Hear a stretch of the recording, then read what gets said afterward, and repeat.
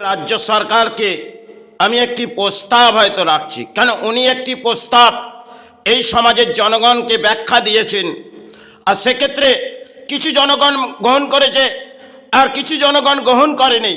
কারণ এবার আমাদের হাওড়া থেকে অঞ্চল, সেক্ষেত্রে রেলের আমতা রোডের রেলের ব্যবস্থা, সেটা রেল ব্যবস্থা সেখানে তিনি সকালে 3টি ট্রেন আসে আর বিকেলের পর থেকে 4টি ট্রেন আসে, এবং এক্ষেত্রে সরকারি যে সম্পত্তিতে ব্যবসা হয়তো করবেন, সেক্ষেত্রে তাদেরকে তারা যে শুভ সকাল হয়তো পথে যাবেন, কিন্তু আশপাশে স্টেশন দেখবেন হাওড়া আমতা রোডের যে স্টেশনগুলোর মধ্যে গাড়ির চলাচল কম, সকালে 4টি আর বিকালে 4টি, তাহলে ভোর 5টার গাড়িতে সেখানে কেউ অন্ন গ্রহণ করবে না।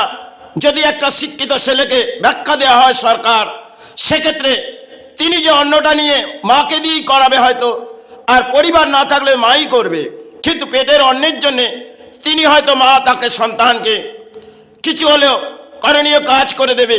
কারণ যাও পথে যাও, কারণ শিক্ষা পেয়েও সে পথে যাবে, আর পথে গিয়ে সেখানে বসে থাকলেও কিছু সাহারা আসবে না।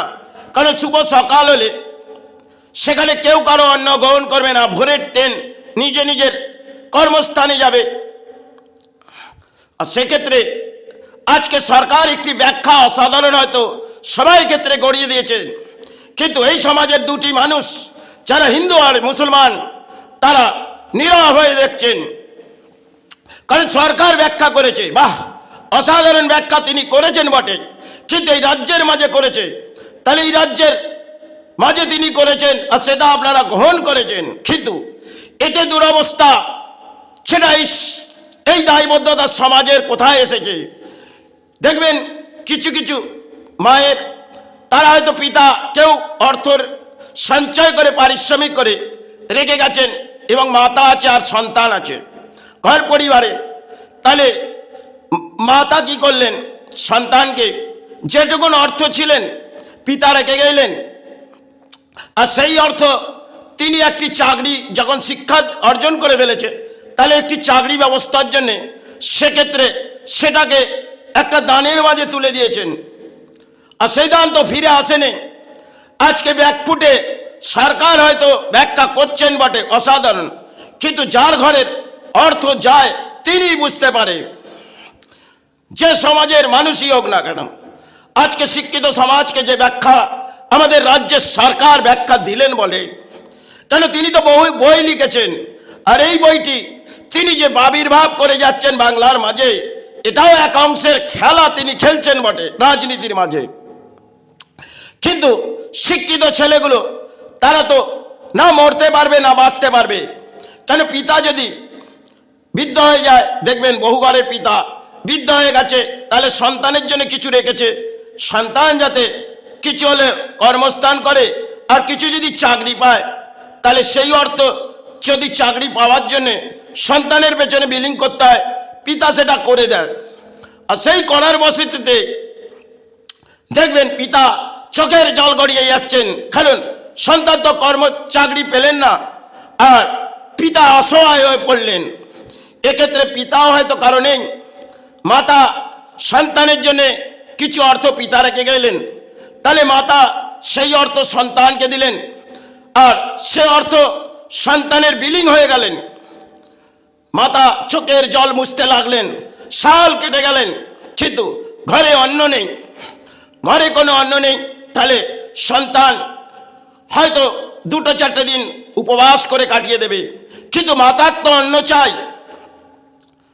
তাই সেক্ষেত্রে সন্তানকে পথের দ্বারস্থ হতে হবে, আর পথে যেখানেই যাবে সন্তান রাজমহল থাকলেও তিনি ভিক্ষা করতে পারবেন না, কারণ ভিক্ষা করার যোগ্যতা তার নেই, কেন সে শিক্ষা অর্জন করেছে, আর সেই শিক্ষা অর্জন করে হয়তো তিনি একটি কর্মস্থান যেটা ভেবেছে সেটা তিনি করতে পারেননি।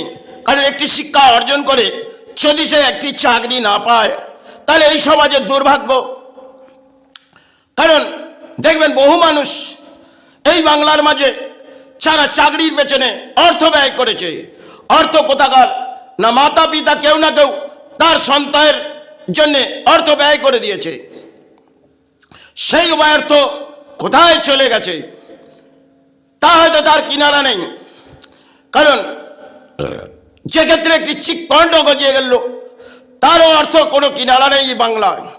কারণ রাজ্যের দায়বদ্ধতা রাজ্যের মানুষের, আর জনগণ তাকে মেনে নিচ্ছে, কিন্তু এইভাবে পুজো পাঠ করে ধর্ম জাগবে না। কারণ ধর্ম ধর্ম ধর্ম করে চিৎকার হয়তো সমাজের মানুষ করছে বটে, কিন্তু খালি পেটে ধর্ম হয় না। ধর্ম করতে গেলে অর্থেরও প্রয়োজন। তাহলে সেই অর্থ প্রয়োজনের জন্য তাকে পথে যেতে হবে। যদি সে নিজে ধর্মস্থান চালায় সে নিজে বুঝে উঠতে পারবে।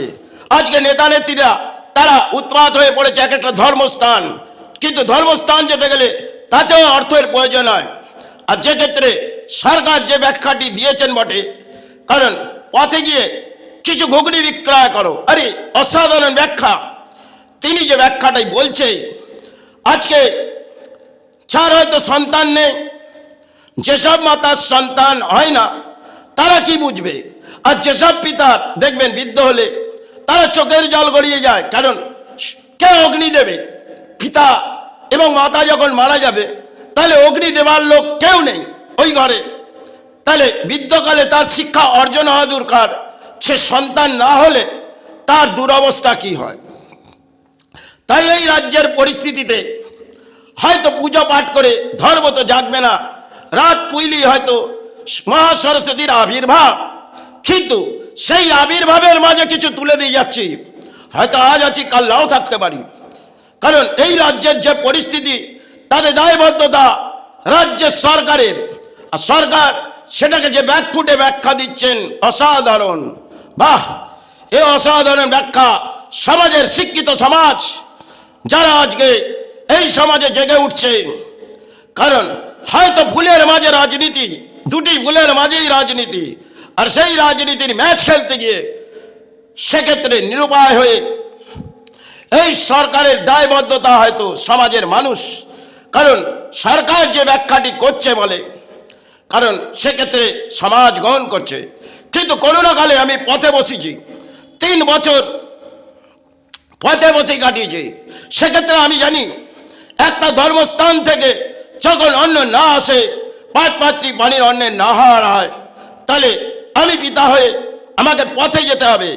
এবং করোনাকালে দেখবেন একই অপর দূরত্ব এবং পথে কেউ যাচ্ছে না, তাহলে আমার ধর্মস্থানে অর্থ আসবে না, আর প্রাণীর জন্যে সন্তানদের জন্যে এই জায়গায় অর্থ হবে না। তাই আমি সেবা বন্ধ করেছিলাম।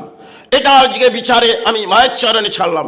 কারণ এক্ষেত্রে হয়তো বহু সময় গড়ে গেছে, মাকে নির্দেশ দিয়ে সেবা আমায় বন্ধ করতে হয়েছিল। কারণ এই ধর্ম করে হয়তো ধর্মস্থান গজিয়ে উঠছে, তাতে নেতারা ফুল ফুটিয়ে উঠছে, কিন্তু এতে ধর্ম হয় না খালি পেটে। ধর্ম করতে গেলে অর্থের প্রয়োজন হয়।